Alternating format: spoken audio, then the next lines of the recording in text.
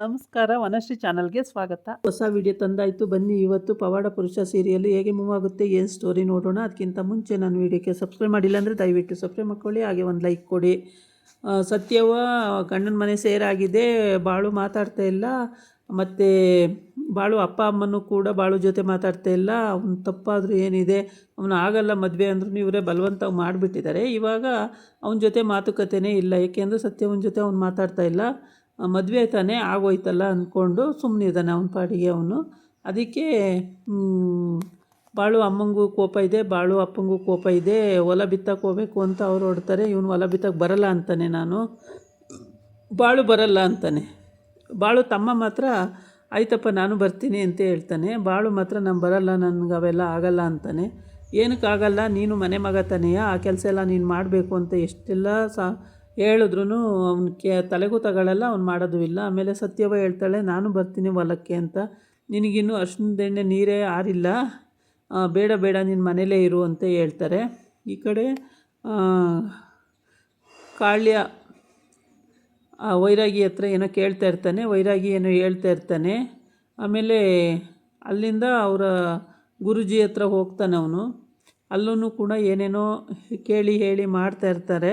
ಯಜ್ಞ ಯಾಗಾದಿಗಳನ್ನು ಮಾಡಿ ಬಾಳಿನ ಮಾವನ್ನೇ ಸಾಯಿಸ್ಬಿಟ್ಟಿದ್ದಾರೆ ಅವರು. ಆ ಸಿಟ್ಟು ಸತ್ಯವ್ಗೂ ಇದೆ, ಗಂಗವ್ಗೂ ಇದೆ, ಮತ್ತು ಎಲ್ಲ ಅವ್ರ ಫ್ಯಾಮಿಲಿ ಎಂಟರ್ ಎಲ್ಲ ಪ್ರೆಸೆಂಟು ಸದಸ್ಯರಿಗೂ ಅವನ ಮೇಲೆ ಕೋಪನೇ ಇದೆ, ಬಾಳು ಮೇಲೆ. ಬಟ್ ಎಲ್ಲ ಕೋಪ ಮಾಡಿಕೊಂಡು ಏನೂ ಮಾಡೋಕ್ಕಾಗಲ್ಲ. ಅವನ ದಾರಿನೇ ಅವನಿಗೆ, ಅವ್ನು ಯಾರ ದಾರಿಗೂ ಬರಲ್ಲ ವಾಪಸ್ಸು, ಅವನ ದಾರಿನೇ ಅವನು.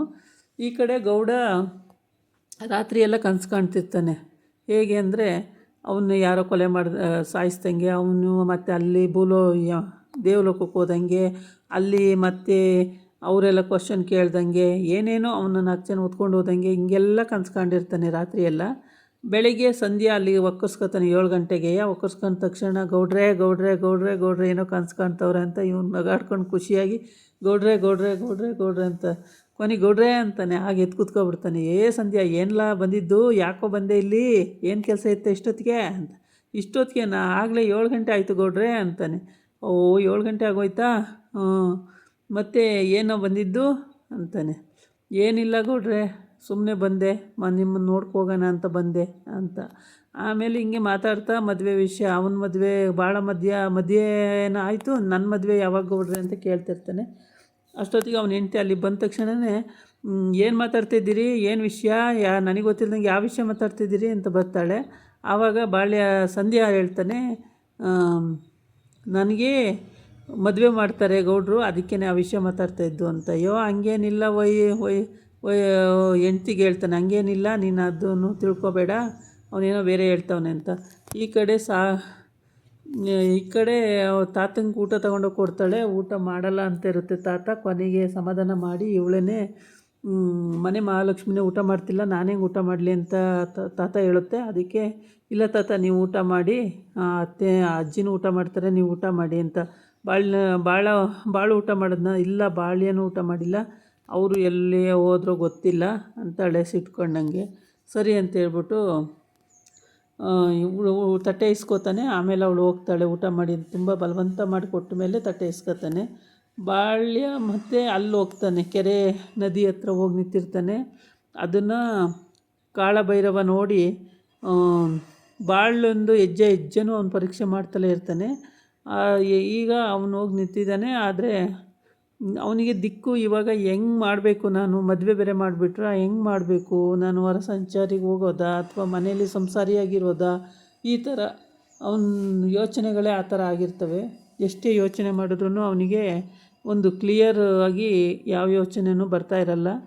ಕಾಳಭೈರವ ಇಲ್ಲಿ ಯೋಚನೆ ಯೋಗ ಯಜ್ಞ ಮಾಡ್ತಾ ಬಾಳಿಗೆ ತೊಂದರೆ ಕೊಡಬೇಕು ಅನ್ನೋ ಉದ್ದೇಶ ಕಾಳಭೈರವಂದಾಗಿರುತ್ತೆ.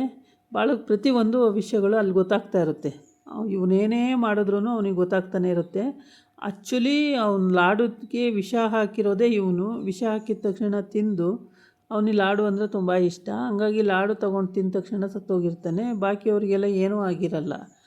ಈ ಕಾಳಭೈರವನ ಕಾಳಿಯ ಇದ್ದಾನಲ್ಲ, ಇವನಿಗೆ ಅವೆಲ್ಲ ಗೊತ್ತಿರುತ್ತೆ. ಇವನು ಏನು ಹೇಳಕ್ಕೆ ಹೋಗಲ್ಲ. ಇವನು ಗುರುಗಳ ಜೊತೆನೇ ಇದ್ದುಬಿಡ್ತಾನೆ. ಆಮೇಲೆ ನನಗೂ ಎ ಟು ಜಡ್ಡು ಗೊತ್ತಿರಲ್ಲ ಅಂತೇಳ್ಬಿಟ್ಟು ಇವನು ಕಾಳ್ಯ ಹೇಳ್ತಾನೆ, ನನಗೆ ಏನು ಗೊತ್ತಿರಲ್ಲ ಅಂತ. ಈ ಕಡೆ ಬಂದು ಅಕ್ಕ ತಂಗಿ ಇಬ್ಬರೂ ತರಕಾರಿನ ಏನೋ ಹೆಚ್ಚುತ್ತಾ ಕೂತ್ಕೊಂಡು ಮಾತಾಡ್ತಾ ಇರ್ತಾರೆ. ಅಲ್ಲ ಕಣೆ ಅಕ್ಕ ನೀನು ಬಾಳ್ಯಮ್ಮನ ಮಾತಾಡಿಸ್ತೀಯಾ ಅಂತ ಕೇಳ್ತಾಳೆ. ಅವರಿಗೆ ಅಷ್ಟಿರ್ಬೇಕಾದ್ರೆ ನಾನೇಕೆ ಮಾತಾಡಿಸ್ಲಿ, ನಾನು ಮಾತಾಡ್ಸಲ್ಲ, ಅವರೇ ಮಾತಾಡಿಸ್ಲಿ ಅಂತಾಳೆ. ಅವ್ರು ಮಾತಾಡ್ಸಲ್ಲ ಕಣೆ, ಅವ್ರಿಗೆ ಮದುವೆನೇ ಇಷ್ಟ ಇರಲ್ಲ, ಅಂಥದ್ರಲ್ಲಿ ಬಲವಂತವಾಗಿ ಮದುವೆ ಮಾಡಿರೋದು, ನೀನು ಮಾತಾಡಿಸು, ನಿನಗೆ ತಾನೇ ಬೇಕಿರೋದು, ನೀನು ಮಾತಾಡಿಸು ಅಂತ. ನನಗೇನು ಬೇಕಿಲ್ಲ, ನಾನು ಮಾತಾಡ್ಸಲ್ಲ ಅಂತ ಹೇಳ್ತಾಳೆ.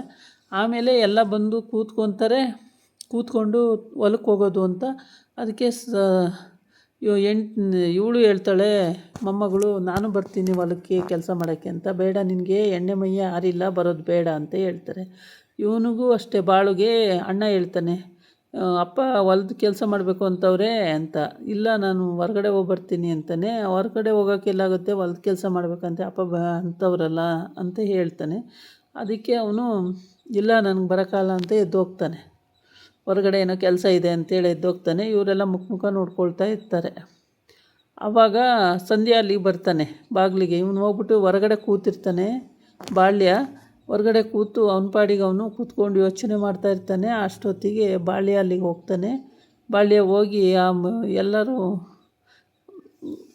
ಇದು ಗಂಗವ್ವಗೆ ಹುಷಾರಿಲ್ಲಂತೆ, ಗಂಗವ್ವ ಬರೋಕ್ಕೆ ಹೇಳಿದ್ದಾರೆ, ಹೋಗ್ಬೇಕಂತೆ ಅಂತ ಇವನು ಸುದ್ದಿ ತಿಳಿಸೋದು ಎಲ್ಲರಿಗೂ, ಊರವರಿಗೆಲ್ಲ ಸುದ್ದಿ ತಿಳಿಸೋದಾಗಿರುತ್ತೆ. ಆಮೇಲೆ ಅವನು ಬಾಳಿನ ತಮ್ಮ ಬರ್ತಾನೆ ಆಚೆಗೆ. ಬಂದಾಗ ಸಂಧ್ಯಾ ಮಾತಾಡ್ತಾ ನಿಂತಿರ್ತಾನಲ್ವ, ಏನು ಸಂಧ್ಯಾ ಈ ಕಡೆ ಅಂತ ಕೇಳ್ತಾನೆ. ಏನಿಲ್ಲ, ಗಂಗವ್ವ ನೋಡಬೇಕು, ಬೇಗ ಬರೋಕ್ಕೆ ಹೇಳು ಅಂತ ಹೇಳಿದ್ರು ಅಂತ ಹೇಳ್ತಾನೆ.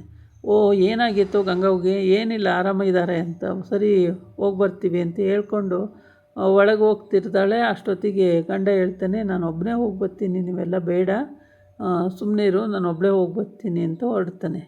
ಆಮೇಲೆ ಅವನೊಬ್ಬನೇ ಹೋಗೋಕ್ಕೆ ರೆಡಿ ಆಗುತ್ತಾನೆ. ಇವರಪ್ಪ ಒಬ್ಬನೇ ಹೋಗೋಕ್ಕೆ ರೆಡಿ ಆಗ್ತಾನೆ. ರೆಡಿಯಾಗಿ ಹೋಗಿ ಬರೋ ಹೊತ್ತಿಗೆ ಅವನಿಗೆ ವಿಚಾರಿಸ್ಕೊಂಡೇ ಬರ್ತೀನಿ, ಅದು ಏನಾಗಿದೆ ಅಂತೇಳಿ, ನೀವೆಲ್ಲ ಹುಷಾರಾಗಿರಿ ಅಂತ ಹೇಳ್ಬಿಟ್ಟು ಹೋಗ್ತಾನೆ.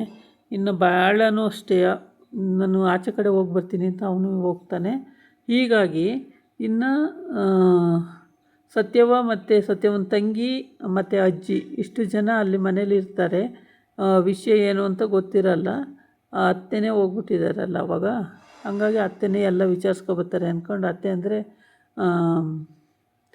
ಅಜ್ಜಿ, ಇವನಿಗೆ ಅಮ್ಮ, ಅವಳಿಗೆ ಅಜ್ಜಿ. ತಾತ ಹೋಗೋರೆಲ್ಲ ವಿಚಾರಿಸ್ಕೊಬರ್ತಾರೆ ಅಂದ್ಕೊಂಡು ಸುಮ್ಮನಾಗ್ತಾರೆ. ಆಮೇಲೆ ಸುಮ್ಮನಾಗ್ತಾರೆ. ಇಲ್ಲಿ ಮಾತುಕತೆ ಆಯ್ತವೆ.